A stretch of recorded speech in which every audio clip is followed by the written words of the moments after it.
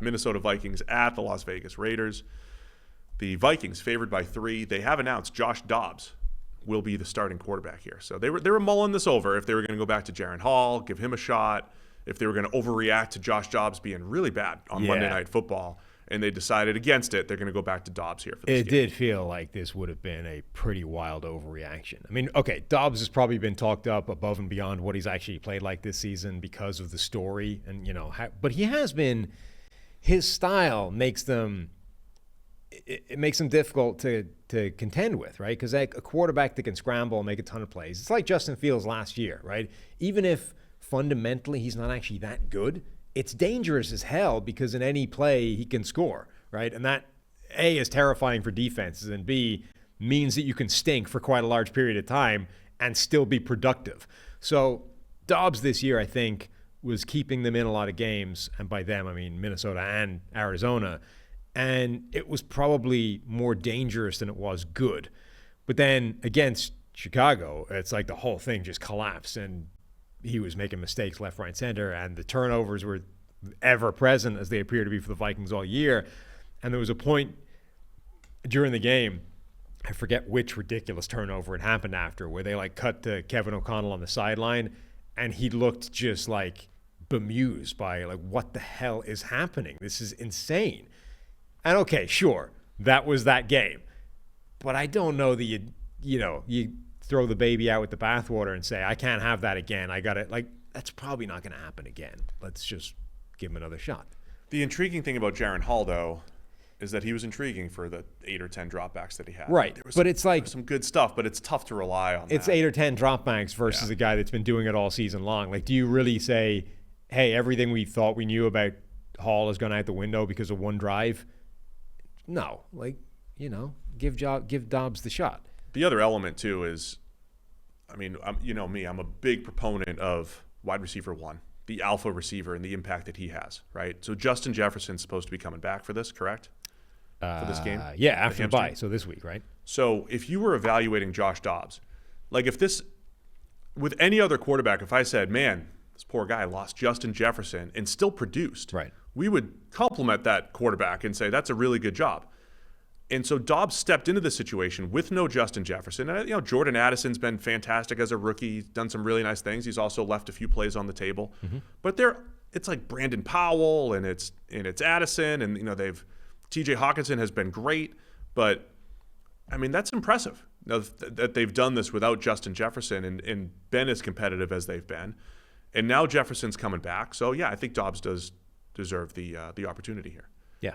On the other side, the Raiders coming off a bye. They lost to Kansas City last time we saw them. I think lost in the mix there was Aiden O'Connell, had a really good game.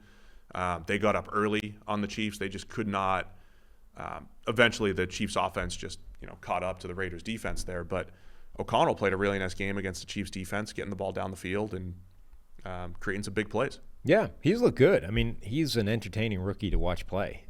He hasn't had a lot of the really bad plays that plagued him in college, and the good stuff is still there. He's able to make all the throws. I'm absolutely in this world of hey, young guys or backups that are intriguing to watch. I am all for watching any game with Aiden O'Connell in it. We have a couple pilots stepping up. What? Giving us some answers here. On scattered clouds. Well, they know cloud cover very well. Yeah? I should ask my brother-in-law. He's a pilot as well. Pilot. Okay, so what do the pilots say? And someone else also said scattered clouds equals 3/8 to 4/8 or 1/2 cloud coverage. Okay, so they do cloud coverage the way we do heights and weights and heights in the NFL. With eighths? Everything. Yeah. Why can't you people just use the metric system like everybody else? 3/8. That's what's wrong with that. What's wrong with 3/8? Yeah. What's wrong with 0.375? So 3/8 to 4/8 cloud coverage correspond to a partly cloudy or partly sunny sky.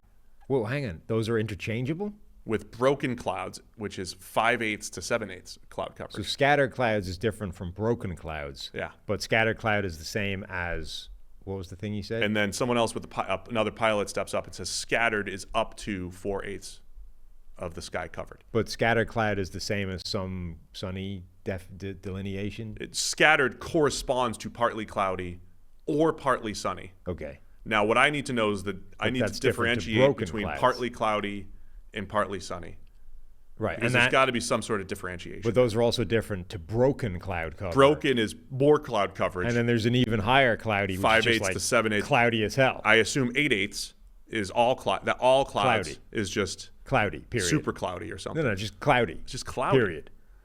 I mean, it's cloudy. If it's Max clouds. max. They want to know, how would you use the metric system to measure cloud coverage? Well, what is you would 3/8 use in the the metric same. system? You would just, instead of 3/8, it would be a percentage. So you're saying 37.5% is how you? I mean, I wouldn't draw it at 37.5. That's I would draw what it at a more 3/8 sense. is. Right. What I'm saying is it's only 3/8 because you're using the eighths system. Instead, you would just use the metric system and draw your line at a normal percentage, like a round number. No, but that's what percentages are. What? There's not different percentages in the metric system. Right, but it's not 3/8 because that's the place that makes most sense for the cloud line to be drawn. It's 3/8 because that's the eighths that you're using. Jeez. Whereas instead you just say it's 40% or whatever. Don't think you're right. All right. You think that 3/8 is actually a really important line for cloud cover, and that's why we're sticking with the eighths. You think that that's the line, right? But if you moved like it to heights and weights, 40%, yeah. if you moved it to 40%, that would be crazy. Yes. That That has nothing to do with the metric system. It's about denominators. You're saying I want a better denominator. I want it out of 10. Yeah. Right? Uh-huh. That's what you're saying. Yes. That's not the But metric you're saying system. it's really important that the line is 3/8 because that's where. You're arguing about the metric system when you're arguing about denominators. Yeah. That's different. That's a whole different podcast. All right. I don't think we should do that podcast. Let's make picks on Vikings and Raiders here. Vikings favored by 3 going into Vegas. By the way, Max Crosby still not practicing. Apparently, I mean, that knee injury he had was like really bad. Yeah. He had one sack. Last time we saw him, one sack against the Chiefs. It was his only pressure. He was, unable to play at the normal level that he plays and didn't practice this week. Not sure if he's going to be able to go. Where are you going with this one? Minnesota. I don't think Josh Dobbs has that kind of game again, and therefore they're better than that. And Justin Jefferson coming back. Yeah, give me the Vikings to cover the 3. Indoors as well. They'll be chucking it around.